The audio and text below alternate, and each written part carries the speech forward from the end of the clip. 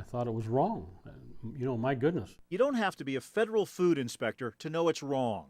What they needed to do really was just to throw it away. But Jerry Pierce and Wendy Algard are former inspectors for the U.S. Department of Agriculture. I was appalled by it.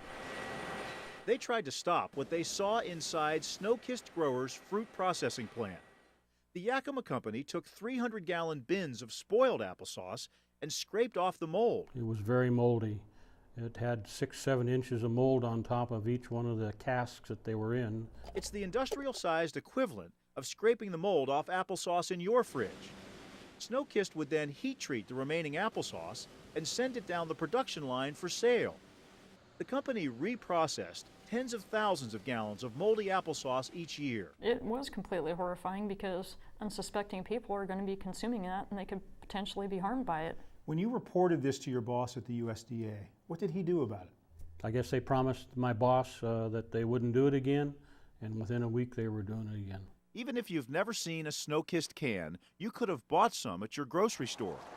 The company supplies many major applesauce brands who sell it under their own label on store shelves. They recombined it with fresh applesauce. The inspectors say years of complaints to their supervisors didn't stop it. Why do you think they wouldn't act on your concerns about this?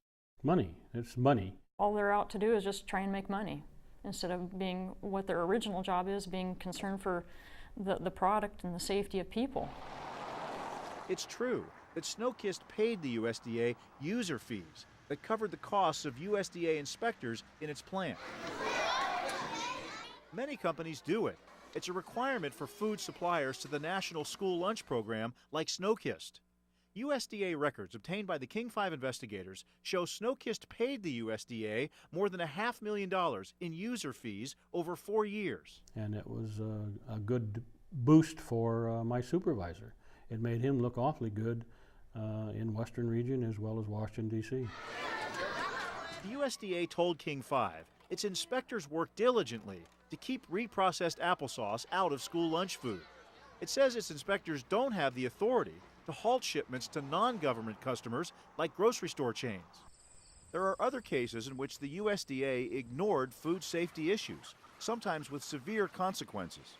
An example, USDA inspectors worked in this Iowa egg plant where rotten eggs were splattered on equipment, egg drippings covered the floor, and a bathroom had no sink for basic hygiene.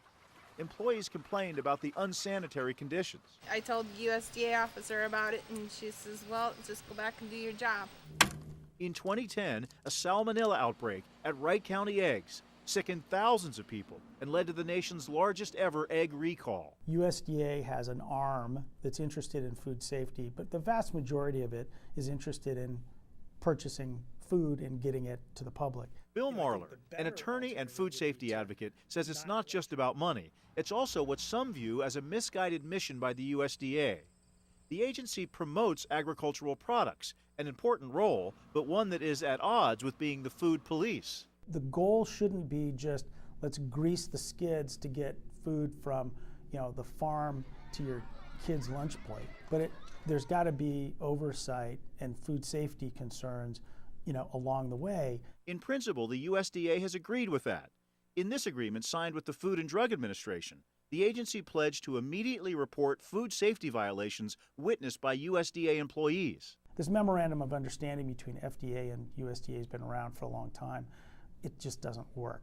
What happened at Snokist with these inspectors may be the latest example of that. Well, I felt helpless. I mean, what can you do? What can you do? Chris Ingalls, King 5 News.